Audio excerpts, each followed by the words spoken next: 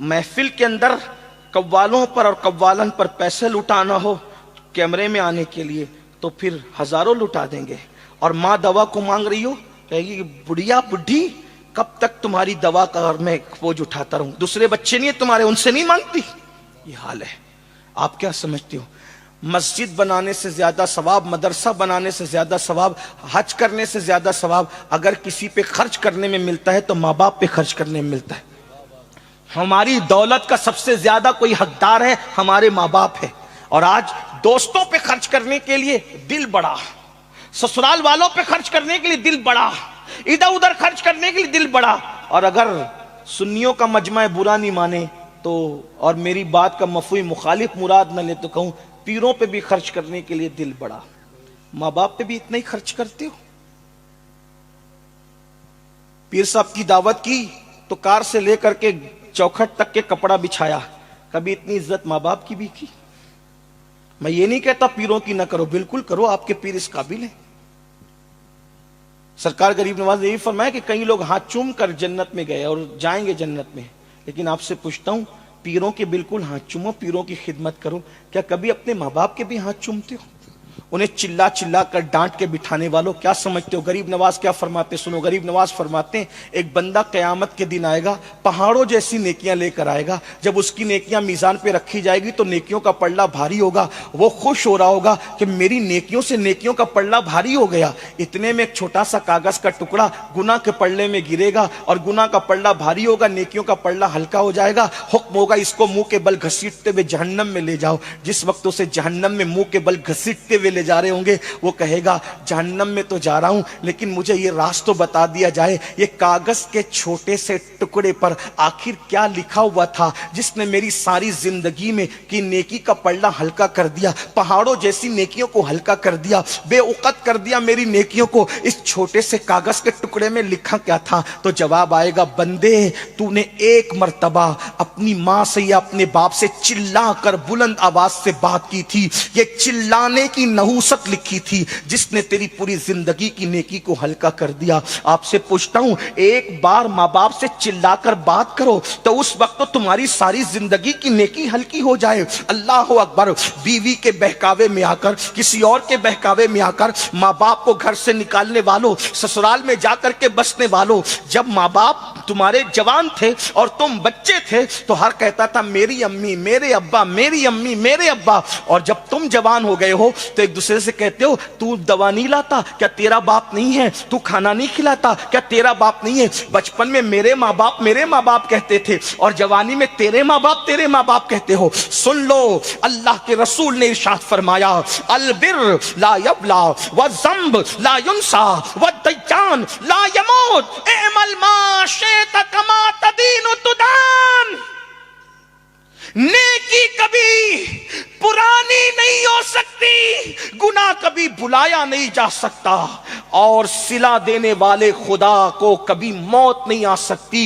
تو جو چاہے کر, جیسا کرے گا ویسا بھرے گا.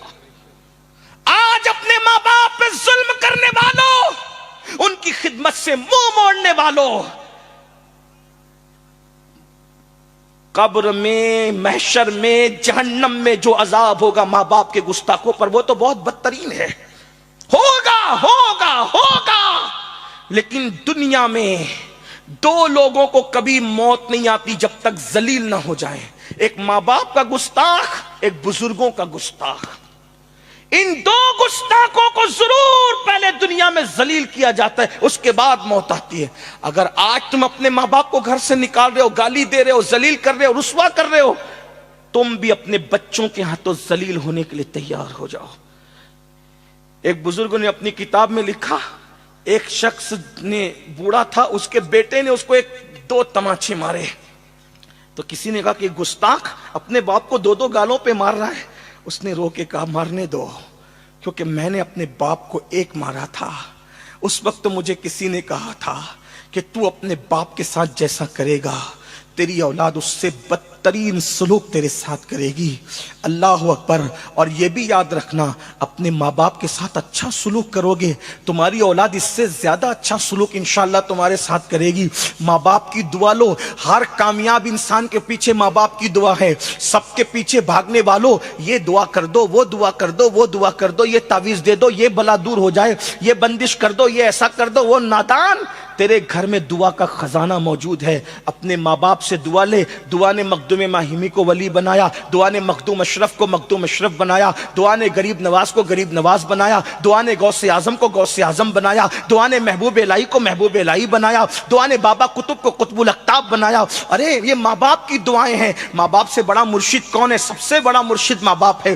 جب یہ دعا کرتے, ان کی دعا میں کوئی ریاکاری نہیں, ان کی دعا میں کوئی مکاری نہیں, ان کی دعا میں کوئی اللہ اکبر دکھاوا نہیں. آقا ارشاد فرماتے ہیں جب ماں دعا کرتی ہے جملے بھی پورے نہیں ہوتے, اللہ قبول کر لیتا ہے. سبحان اللہ. یہاں تک فرمایا پوری کائنات کسی کے لیے بد دعا کرے اور تنہا اس کی ماں اس کے لیے دعا کرے, کائنات کی بد دعا رد ہوگی, ماں کی دعا قبول ہوگی. اور پوری کائنات بد دعا کرے, پوری کائنات دعا کرے اور تنہا ماں بد دعا کر دے, کائنات کی دعا رد کر دی جائے گی, ماں کی بد دعا قبول کر لی جائے گی. اس لیے ماں باپ کو ناراض نہ کرو. آئیے ایک بات بس کرتا ہوں, پھر اینڈ کی طرف, اختتام کی طرف چلتے. میں نے کہا تھا شارٹ کریں گے, لیکن باپو نے اتنا لمبا عنوان دے دیا, کئی عنوانات سمیٹنے پڑ رہے ہیں. میں اپنی بات پوری کرنے لگا ہوں. ماں باپ ہوتے, ان کا پیار خالص ہوتا ہے. دیکھو ایک بات آپ سے کہوں, سب لوگ ہماری صفات سے محبت کرتے ہیں, ہماری ذات سے کوئی محبت نہیں کرتا. لیکن ماں باپ وہ ہے, وہ ہماری صفات سے نہیں ذات سے محبت. مثال کے طور پہ نور میاں کو آج کیوں بلایا گیا یہاں جلسے میں؟ کیونکہ نور میاں مقرر ہے, یہ صفات ہے. سید محمد قادری صاحب کو کیوں بلایا گیا؟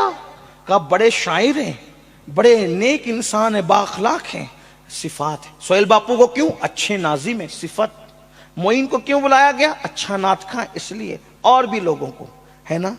آپ مجھے بتائیں, یہ نعت خواں نہ ہوتے, یہ خطیب نہ ہوتے, وہ خلیق نہ ہوتے, یہ ناظم نہ ہوتے, اور ان کی ناک بہ رہی ہوتی, تو کیا یہ لوگ ان کو بلاتے؟ یا کہ کوئی کھڑے کھڑے پیشاب کرتا تو لوگ بلاتے, بستر میں پاخانہ کرتا تو لوگ بلاتے؟ پتا چلا لوگ صفات سے محبت کرتے ہیں, ماں باپ ذات سے محبت کرتے ہیں. جب تم کچھ بن گئے تو لوگوں نے تمہیں چاہا. سسرال والوں نے اس لیے اپنایا کہ تیرا کاروبار اچھا تھا, تیری صورت اچھی تھی, تو نوجوان تھا, ہٹا کٹا, اس لیے اپنایا. بیوی اس لیے بیوی بنی کہ تو اس کا حق ادا کرنے کے قابل تھا. صفت کی بنیاد پہ بیوی تیری بیوی بنی, سسرال والے صفات کی بنیاد پہ تجھے داماد بنائے. لیکن جس دن تیری ناک بہتی تھی اور جس دن تو بستر میں پیشاب کرتا تھا, پاخانہ کرتا تھا, نہ تو ادیب تھا, نہ خطیب تھا, نہ مفکر تھا, نہ دائی تھا, نہ ناظم تھا, نہ نعت خواں تھا, تو صرف انسان تھا. اس وقت تو ماں اپنے دوپٹے سے ناک پوچھ کے کہتی تھی میرا لال. جب سبحان اللہ, پیشاب کرتا تھا ماں سینے سے لگا کے کہتی تھی میرا چاند. آپ سے پوچھنا چاہتا ہوں, ان ماں باپ کو ہم نے صلہ کیا دیا جس کے وجود پر پیشاب کر کر کے تم جوانی کی دہلیز پر پہنچے ہو, جن کے بستروں کو تم نے ناپاک کر کے تم نے جوانی کی منزلیں طے کی ہے. آج ان ماں باپ کو آنکھیں دکھاتے ہو, آج ان ماں باپ کو دھوکہ دیتے ہو. سن لو, کتے کا دل دکھانے والا بھی ذلیل ہوتا ہے. جو چڑیا پہ ظلم کرے اللہ اس کو بھی اعمال ضائع کر کے جہنم میں ڈالے گا. جو چڑیا پہ ظلم کرے وہ جہنم میں جائے گا. جو ماں باپ کی ممتا کو بھلا دے اس کا کیا حال ہوگا. جو نوجوان لڑکے ماں باپ کی اہمیت کو نہیں جانتے, میں ان سے ایک بات کہنا چاہتا ہوں, یہ ماں باپ ہے, تم کتنا بھی ظلم کر لو یہ تم سے کبھی ناراض دلی طور پہ نہیں ہوں گے. زبان سے ناراضگی کا اظہار کریں, کبھی حقیقت میں تم پہ ناراض نہیں ہوں گے. میں نے ایک آرٹیکل پڑھا تھا جب میں اسکول پڑھتا تھا, غالباً جونیئر کالج میں نیا داخلہ ہوا تھا. اس وقت ایک آرٹیکل پڑھا تھا, اس نے مجھے بہت رلایا تھا. وہ یہ تھا کہ ایک مرتبہ ایک ماں نے برتن جھاڑو کر کے اپنے بیٹے کو پڑھایا لکھایا. بہت ساری مائیں ہیں جو بہت دکھ اٹھا کر اپنے بچوں کو بہت کچھ بناتی ہے. ایک مفکر نے کہا تھا, ایک ماں اپنا پورا شباب لٹا دیتی ہے، ایک باپ اپنا پورا شباب قربان کر دیتا ہے جب بچہ کہیں جا کر کچھ بنتا ہے۔ ماں باپ نچوڑ دیتے ہیں اپنا شباب۔ یہاں وہ وقت نہیں کہ میں ماں باپ کے عنوان پہ گفتگو کروں، لیکن محض چشم تصور سے ایک مفکر نے آسمان کی طرف دیکھا تو اس نے کیا دیکھا کہ ملائکہ اللہ سے مکالمہ کرتے ہوئے کہتے ہیں، اللہ ممتا کسے کہتے ہیں؟ توجہ، محض چشم تصور سے ایک مفکر نے دیکھا، پوچھا، فرشتے خدا سے پوچھ رہے ممتا کسے کہتے ہیں؟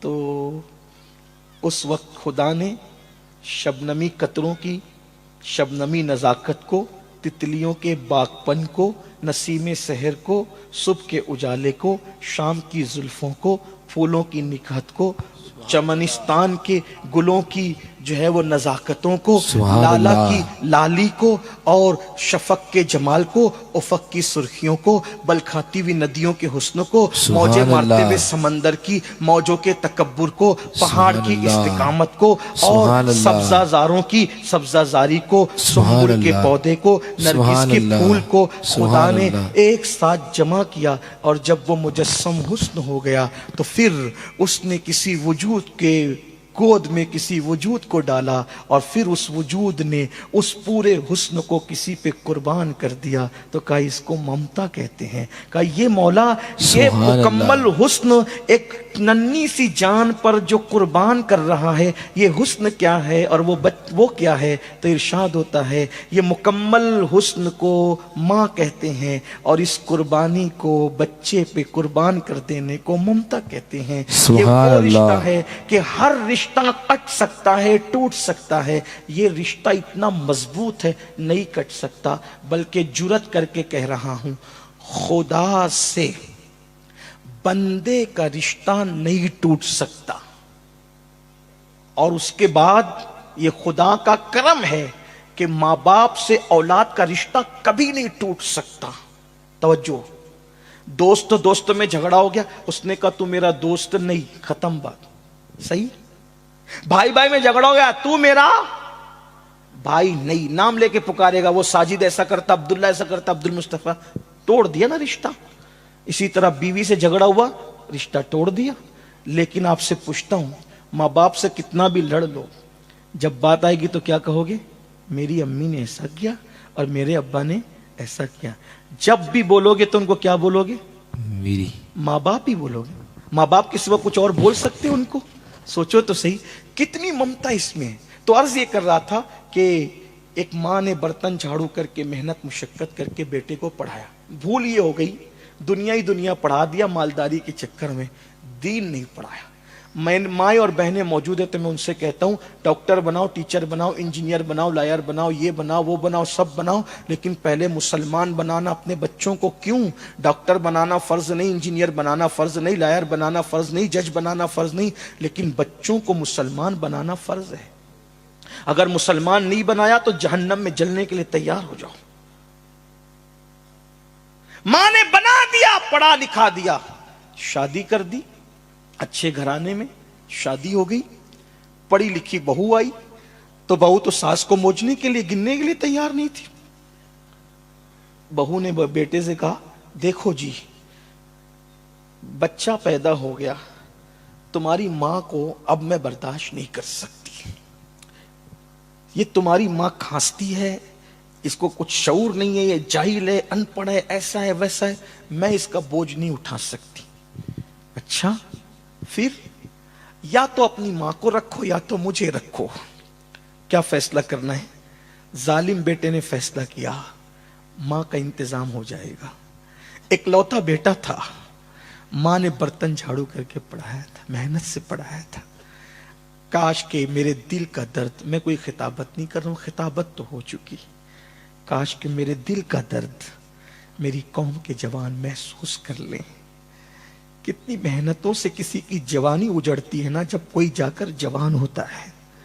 ماں اپنے جگر کا لہو ایک بچے کے حلق میں دودھ کی شکل میں منتقل کرتی ہے جب کوئی جا کر کے جوان ہوتا ہے۔ ایک باپ سردی، گرمی، برسات कुछ भी देखे बगैर अपना पूरा शबाब किसी पर निछावर कर देता है जब कोई जाकर के जवान होता है। मगर जालिम बीवी के कहने पे जालिम शोहर ने कहा माँ का इंतजाम कर देंगे। और उसने एक दिन माँ से कहा अम्मी मैं तुम्हें आज कहीं घुमाने ले जाना चाहता हूं। माँ ने पहली बार बेटे से सुना, हमेशा तो बीवी को ले जाता है, आज पहली बार मुझे ले जा रहा है। माँ बड़ी खुश होगी, उसकी तो ईदों की ईद आ गई। आज कार में बैठी, कप कपाते हुए पैरों को कार में रखा, वजूद कांपने लगा और उसके बाद कार में बैठी। बेटा बात करने को तैयार न था। ऐसे में एक ओल्ड हाउस बुढ़े घर के पास ले गया, वहां माँ को जीने पे बिठाया। अब बिठा के कहा माँ देखो मैं चलता हूं, देर नहीं कर सकता क्योंकि कोई देख लेगा। माँ मेरी बीवी कहती है कि वो तुम्हारे साथ नहीं रह सकती, इसलिए मेरी बीवी अपना घर बचाने के लिए, ये ओल्ड हाउस है, बुढ़ा घर है, यहाँ औरतें बड़े मियाँ बूढ़ी औरतें बूढ़े मर्द यहाँ रहते हैं, अब तुमको यहाँ रहना है। अच्छा मैं चलता हूँ ठीक है। ये कह के कार में बैठा। माँ की तो दुनिया ही उजड़ गई। माँ की तो दुनिया, उसका तो सब कुछ उसका बेटा था। एक बात आपसे कहूं, मेरे कायद ने मुझे एक जुमला कहा था, औलाद को बुढ़ापे का सहारा बनाने की बजाय औलाद को आखिरत का सहारा बनाने की कोशिश करो। सुभान अल्लाह। अगर आखिरत का सहारा बनाने की कोशिश करके उसको तुमने दीनदार बना दिया तो वो बुढ़ापे का सहारा खुद ब खुद बन जाएगा। क्या हुआ? मां तो देखती रह गई, कार चली गई, गुबारे कार भी नजर नहीं आया। बैठी बैठी रो रो कर दुपट्टे से आंसू पोंछ रही थी। कैसे में ओल्ड हाउस के जिम्मेदारों की नजर पड़ी, कोई नया मेहमान आया है। आने के बाद आकर के लोग बैठ गए। माँ तुम्हारा नाम क्या है? ये नाम है। अच्छा तुम्हें यहीं रहना है? हाँ मुझे यहाँ छोड़ के जाया गया है, अब यहीं रहना है। माँ तुम्हारी कोई औलाद है? हाँ एक लौता बेटा है। माँ उसका नाम बताओ ना। नाम क्या है? नहीं बताऊंगी। माँ नाम बताओ, क्योंकि अगर कभी कुछ हो गया कम से कम उसको कोई इत्तला तो हम कर सके। नाम बताओ। बताओ वो कहाँ रहता है? नाम बताओ। नहीं बताया। नाम बताओ। नहीं बताया। माँ जी नाम बताओ। किसी ने लुकमा बीच में देते हुए कहा माँ जी को अभी अभी घर से निकाला है ना, इसलिए माँ इतनी नाराज है कि अपने बेटे का नाम भी नहीं लेना चाहती। फौरन अंजाम की परवाह किए बगैर आंखें फाड़ करके कहा खबरदार, मेरे बेटे के खिलाफ अगर एक जुमला भी कहा तो, मेरे बेटे के खिलाफ एक जुमला भी कहा, खबरदार, कुछ मत कहना, चुप रहो, उसे कुछ ना कहो। माँ जी जब बेटे से इतना प्यार है तो नाम क्यों नहीं लेती? कहती मेरा बेटा बड़ा मालदार भी है, बड़ा पढ़ा लिखा भी है, पूरे शहर में नामवर भी है, तुम लोग उसको पहचानते हो। मैं इसलिए नाम नहीं ले रही हूं कि अगर नाम ले लूंगी तो मेरे बेटे की इज्जत चली जाएगी। अल्लाह। अब भी मैं अपने बेटे की इज्जत को बचाना चाहती। ये होती है माँ। आज अपने माँ बाप पे जुल्म कर, पसंद की शादी का भूत इतना सवार है आज के लड़के और लड़कियों को कि माँ बाप को छोड़ के, याद रखो माँ बाप को नाराज करके मस्जिद जाते हो तो अल्लाह तुम्हारे सजदों को तुम्हारे मुंह पे मार देता, रद्द कर देता है। माँ बाप को नाराज करके हज करते हो, अल्लाह हज को रद्द कर देता है। माँ बाप को नाराज करके जिनका हज और नमाज कबूल ना हो, उनकी शादियों में बरकत कैसे हो सकती है? अपने माँ बाप को खुश करो, राजी करो, उनकी दुआ लो, इसलिए कि वो तुम्हारे सबसे बड़े मुर्शिद है।